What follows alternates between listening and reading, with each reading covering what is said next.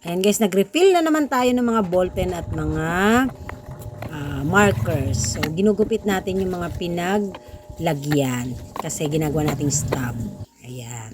So, si Daddy gumagawa na ng shelves, extra shelves para sa mga chichirya kasi mga stocks namin, tingnan nyo naman guys. Ang mga dilata namin, Diyos ko, parang inano lang, binagyo. Napakaraming mga bumili. Ayan. So, mamimili na naman, mag-iipon na naman tayo ng pampamili. So, yung bigas namin, bumili kami the other day. Hindi ko na rin na isama sa kasi nabura ko yung capture.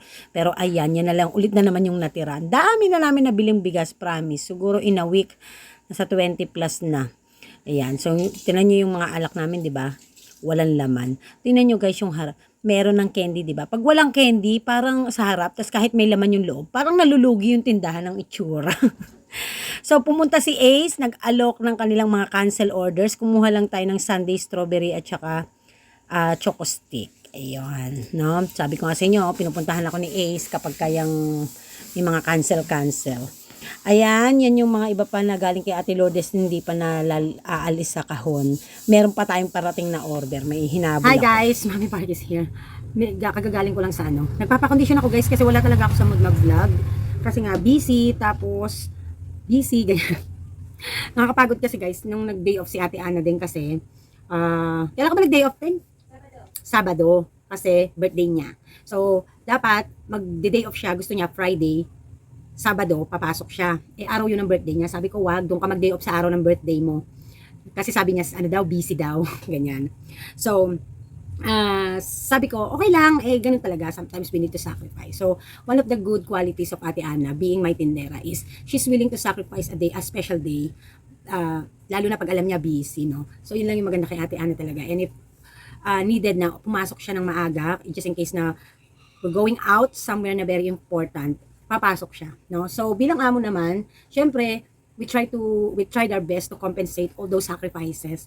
But sabi ko nga last na birthday niya nga is, wag ka nang pumasok ka ng Friday para Sabado, yung araw mismo ng birthday mo, makapagpahinga ka and you can get to celebrate with your family. So yun lang, nagpahinga siya, hindi naman siya naghanda, ganyan. So like Angie, ganun yung ginagawa ko, I'm giving a gift kung ano yung magagawa kong gift. Hindi kasi ako, I'm not the kind sometimes talaga ng amo or vlogger na everything pinaflaunt, no? so yun. So what we gave to Ate Ana is sinettle natin ang kanyang kahit hindi pa tapos ang October, sinettle natin ang kanyang sahod, sinettle natin din ang kanyang gift. Ang gift natin sa kanya ay worth 1,000 of groceries. Ganon. Alam nyo, kahit hindi okasyon, nakakatanggap ng mga si Ate Ana sa atin, ng mga bagay-bagay. So, hindi lang okasyon na justify ang concern mo sa iyong tindera. Ang ganda kasi kay Ate Ana, hindi siya yung tipo ng taong masakit la ulo, umabsent na, magsisipag ngayon, tapos pag sumama pakiramdam, kinabukasan, absent, something like that, no? Hindi pa naman ako nagkakaltas ng sahod talaga. Ako kasi kasi fix ang sahod niya, no? Fix salary siya. And minsan naawa talaga ako kung tatanggalan pa. Lalo na kung valid ang reason ng pag-absent. Pero napakadalang talaga niyang umabsent, napakadalang din niya mag-day off.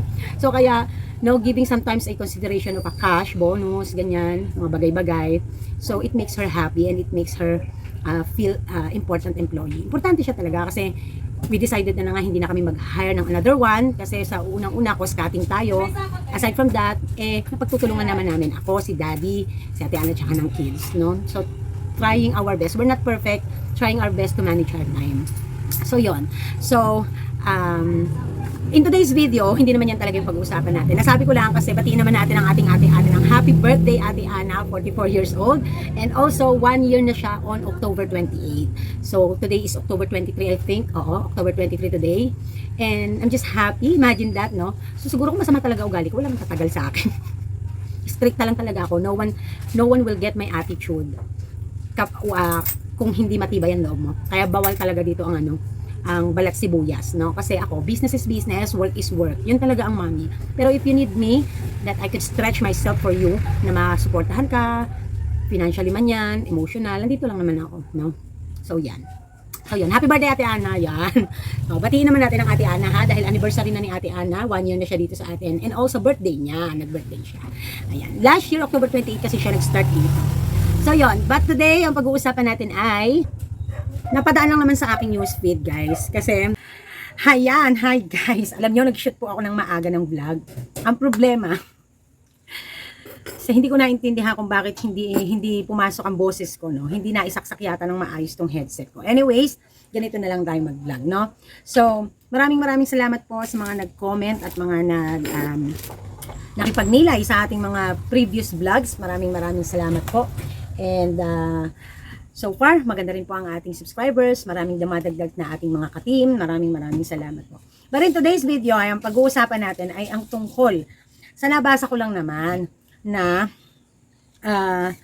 nagdaan lang naman sa feed ko, no? So, this is also a bit learning and also a more of to inspire you guys, lalo na sa mga magbabalak, no? Importante ito na maintindihan ng mga nai-inspire, na mo-motivate na pumasok, first time papasok sa pagsasari-sari store, na maintindihan nyo ang kahalagahan ng sakripisyo na papasukin nyo. Parang Mami Park, hindi pa kami nagsisimula dini-discourage mo na kami. No, it's not. Hindi ganun yon. Gusto ko lang maintindihan nyo at ma-emphasize sa inyo ang isa sa mga 5 factors to consider before putting up your business, especially sari-sari store, to be specific, na yung number 5 doon na self-readiness. No, yan, self-readiness. Ay i-relate natin yan dito sa aking nabasa sa feed, dumaan lang naman sa akin. At ayan, handito ano ko lang kasi nakasave yan sa isa kong cellphone dito ko muna ayan. So according to Chinkitan, dumadaan sa feed ko kasi sobrang napapanood ako dati ng kanyang ng kanyang mga vlogs o kanyang mga sermon, ganyan, mga learnings. So alin ang mas mahirap, magtrabaho o magnegosyo? So, i-rephrase ko to, guys, ha? Kasi, pagka nagnenegosyo ka, same, nagtatrabaho ka, di ba? So, it depends kung ano ang negosyo mo, kung passive or active na negosyo. So, i-rephrase natin. Ano ang mas mahirap? Maging empleyado o na maging negosyante? Yan, i-rephrase natin. Yan sinabi ni Chinkitan.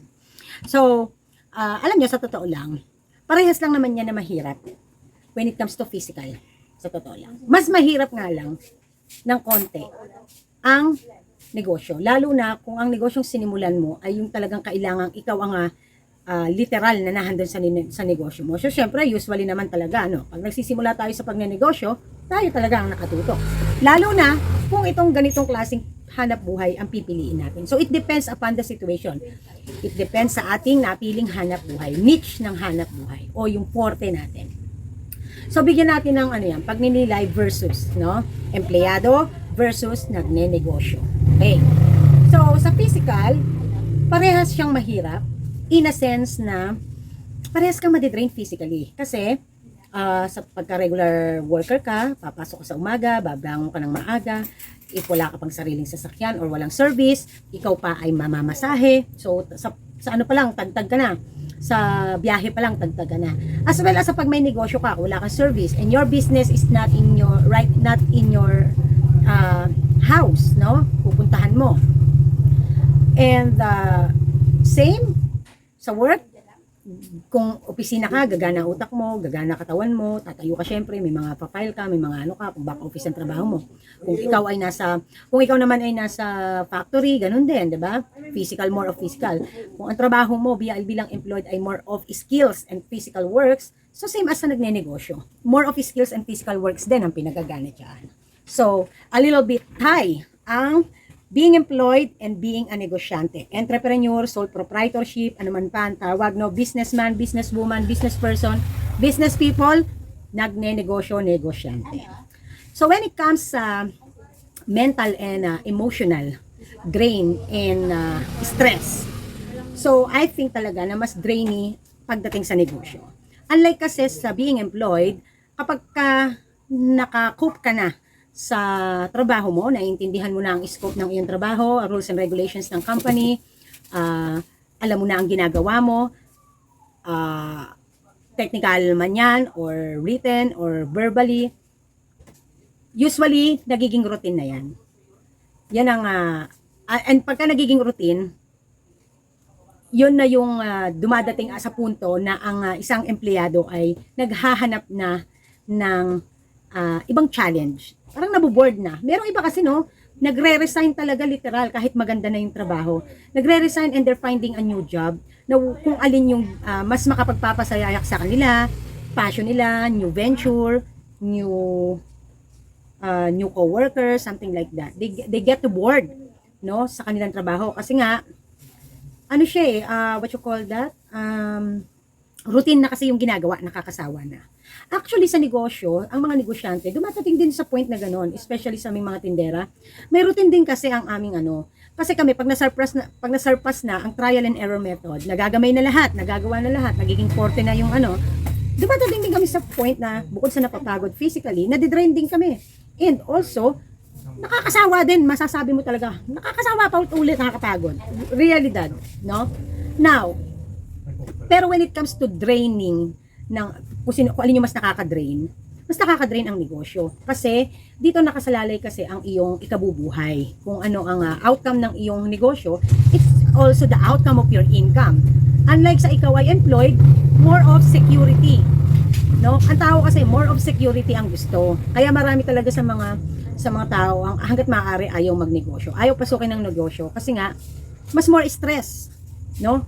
Imaginein mo kung gaano kabigat yung obligasyon at responsibilidad na kakaharapin mo once you put up the business. You cannot just go back out, especially if you already lay your money on the line or lay your last alas, ika nga, no? You throw your last alas, ika nga, no?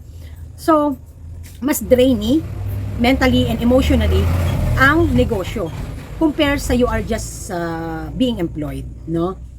And when it comes naman pagdating sa self-growth, no? Sa self-growth, mas mabilis mag-grow when it comes to business, when you are in the business. Why?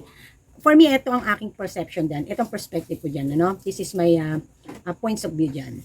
It is because you are able to showcase your talents and your ability and your skills. You are free to do that because you are on your own. Unlike when you are employed, hindi ka po pwedeng basta na lang magmagaling, magpabida-bida, kasi baka masabihan kang bida-bida pagka masyado kang magaling. Hindi naman kasi mawawala yan sa trabaho na may mga maiinggit, may mga maiinis, no? Wala ka namang ginagawa, but naiinis talaga sila sa'yo, na parang nai-intimidate sila. Hindi yan mawawala sa lahat ng kumpanya. So, mahirap. And if ever man na ma-acknowledge somehow ang iyong talents and skills, kung sakali man na ma-acknowledge, hindi ka naman nabibigyan ng right compensation. Anong tinatawag doon? Yung deserve mo talaga na halaga na matanggap. Usually, you are still in the regular salary, regular or ano ba yung tinatawag doon? Basic, no? Basic ka pa rin sa pagdating sa salary mo. And if you get a bonus, not all the time, di ba? So, sometimes one time only ang bonus. Once you showed skills and you did a big participation pagdating sa company.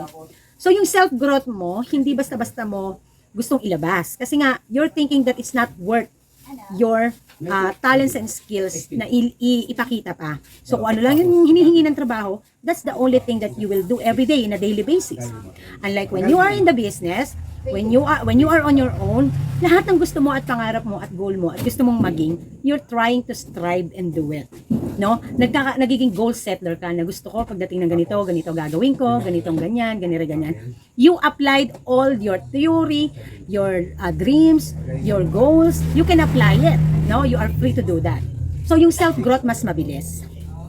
Sa employed din, dito sa atin sa Pilipinas, sa totoo lang, napakatagal at napakabagal at napakamura ng ano ba tawag doon? Promotions, no?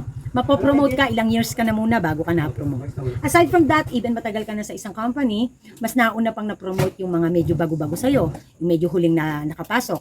It is because sometimes the reason is pagdating dun sa skills, pagdating dun sa educational attainment, mas may mga tinapos. Lalo na if the company has set their standards or their requirements for you to be able to be promoted in the next level of the position or managerial man yan, magiging sa managerial position na, they are setting a standard or requirements of educational attainment. Paano ang tagal mo na sa kumpanya? However, high school graduate ka lang.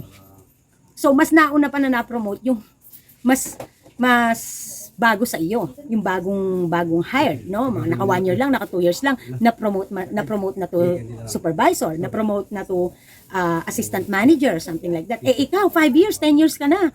Nandun ka pa lang din sa clerical position, 'di ba? So yung self-growth talaga mas mabagal when you are employed, unlike you are on your own or you are in business. Yung opportunity that knocks or that you can encounter along the way, if you are in the business, mas madali mong mag-grab. Mas madali mong pagdesisyonan compare dun sa naka-employed ka. Ang batayan is yung tagal mo, galing mo, yung performance mo, no?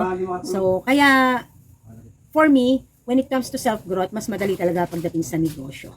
Mas na-enhance, mas na motivate ka to do more, no? Parang ganun lang yun yung parang you are ready to come out from your shell, no? Hindi ka matatakot basta-basta na ilabas ang natatangi mong galing.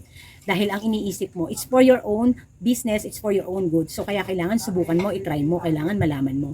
Unlike doon sa negosyo, unlike doon sa you are you are employed, hindi ka basta papansinin ng management, no? Unless nakapagpakitang gilas ka talaga, wala kang absent, bumabagyo na, lumilindol na, naguguhuna mo doon, nandun ka pa rin, pumapasok ka, something like that, no? Sinakop mo na ang lahat ng trabaho, alam mo na ang lahat ng trabaho, from managerial to clerical, alam mo yon yung mga ganung kumbaga ba, jack of all trade ka na, dumating ka na sa pagiging jack of all trade, wala pa din, hindi ka pa rin basta-basta ma-promote. So, yon. And lastly, when it comes to money or yung na-earn mo, nag-gain mo, or yung compensation mo. Ang kagandahan lang na ikaw ay employed, kasi this is more of like talagang inaano talaga ng mga tao. Na kasi kapag ka nga naman daw employed ka, safe ka na, magtrabaho ka lang, tiisin mo lang dahil talagang ganon, lalo na't may binubuhay ka ng pamilya, hindi ka na pwedeng mag-inarte pa, at salamat at may trabaho ka. So, in the regular basis and routine, sumasahod ka. 15-30s, asing pa 20, 10 or every 10 or 25, every week, whatsoever pa, ano man pa, basta employed ka. So, matik meron ka sasahurin. So, ibig sabihin safe, no? Yan. So, it depends kasi may mga rules na kung absent ka, no work, no pay, no? Meron naman ay fixed salary ka. So, mag-report ka lang kung ikaw ay nagkasakit, something like that, no? Sasahod ka. Kung regular ka na, meron kang day off, meron kang leave, no? Meron kang mga sick leave, something like that. May benefits. So, yun yung talagang nakikita ng tao, marami sa mga individuals, especially the employed, na takot talagang sumubok ng negosyo or sububok na iwan ang negosyo, iwan ang trabaho and venture sa negosyo. Dahil nga yung security and safety. Yung safety and security. Pinakailo kung may binubuhay. Kasi yun, nandun ka na sumasahod ka na ng malaki or maganda na sahod mo, nako-cover lahat ng finances mo, para mga expenses mo, as well as your benefits, nako-compensate na, hindi mo dama. So, for you, you're thinking it's a safe place and a safe move or a safe to stay. Unlike sa negosyo kasi, eto naman ang pros and cons sa negosyo pagdating sa na-earn mo. Syempre, kapag hindi mo natamaan ang magandang target market at hindi mo na stable ang hanap buhay mo, more or less talaga, bankruptcy, babagsak ka, no? And then, may plan B ka, you try to another venture or whatsoever. Another thing ay kung ano lang nga yung na-gain mo, yun lang din yung ma-earn mo. So, but kumbaga ba parang walang kumbaga ba sa benta natin everyday, hindi laging piyesta. May tumal days, merong happy days, fiesta days, no? So, yun. So, but ang pros naman to, yung positive side naman ito, na once na napagtagumpayan mo, yung target market mo, yung business mo, na put up mo talaga, na build up mo, yung empire mo, na palaki mo, dumating pa sa point na nagkaka-empleyado ka na kasi you cannot able to do it on your own, all alone, physically. So, you are able to hire na kasi kaya na ng negosyo magpasahod, something like that. Ang maganda naman dito, you can make double, triple, quadruple hanggang 10 times pa ang daily basis mo or ang daily basic salary mo ng ikaw ay ng employed kaysa sa ng employed ng nagnenegosyo. Nagets niyo po ba? Sa nagnenegosyo, they can make more than 10 times yung sahod ng isang regular employee or kahit manager pa. They can make it 10 times. So, kumbaga ba, sabi, suntok sa buwan, swertihan. No, it's not suntok sa buwan and it's not swertihan. Hindi ako naniniwala sa ganyan. Never ever akong naniniwala sa ganyan. If you get and if you choose the right location, the right formula, the right niche, no, for you na mag-enter ka sa negosyo, and so, hando na lahat ng opportunity for you, ikaw na lang talaga, yung right management na lang, I don't think so na hindi mo mapagtatagumpayan, no? So, kaya, yon yung iba naman ng mga individuals na ang thinking nila, if I could just make it good, na target ko ang right formula, na i-execute ko lahat ng mga pinaplano ko at lahat ng mga dapat kong gawin, I can make it 10 times my salary the way I am before or yung dati ko, parang ganoon, no? So, or kaya naman ay kaya ko ding kitain sa negosyo yung dating sinasahod ko nang ako ay nasa abroad. And at the same time, kasama ko pa ang pamilya ko. So, yon. So, yun naman yung cons niya. Yung cons. Sorry, not cons, ha? Yun naman yung positive side niya, yung pros niya, no? So, yun lang for me. Yan ang aking points of view when it comes to that, no? So, may mga tao talagang sadyang ipinanganak, or not naman ipinanganak, but there's a people talaga, or individual, that naturally born to be a business person, no? Talagang nananalaytay na sa katawan nila na they like it. Merong mga family, clans, na they are a family of professionals. May mga doctor by profession, no? Teacher by profession, may mga educational attainment talaga, and that is also their profession, no? Kumbaga parang sa pamilya, pamilya ng mga doktor, something like that, pamilya ng mga nasa medical, pamilya ng mga nasa engineering, something like that. Pero minsan, may mga iba talaga sa member of the family na talagang naiiba ang trip niya. Na, parang taliwas doon sa mga gustong tahakin ng iba nila, ng kanyang kapamilya. And it is because mas nananalaytay sa kanila yung passion, yung urge, yung initiative, yung urge, yung passion nila na gusto nilang gawin, and they want to pursue it, they're doing it. Yung iba naman, bibigay ko hilig nyo, mom and dad, sige, magdodoktor ako dahil doktor tayo, we are family in the field of medical. After that, gagawin ko na yung gusto ko, something like that. May mga ganun, no? So, in my case, in my part, sa family ko talaga, mahilig maging employed ang mga kapatid ko. No? Sa pamilya, ako ang mahilig magnegosyo, pumasok sa sales, sa aming magkakapatid.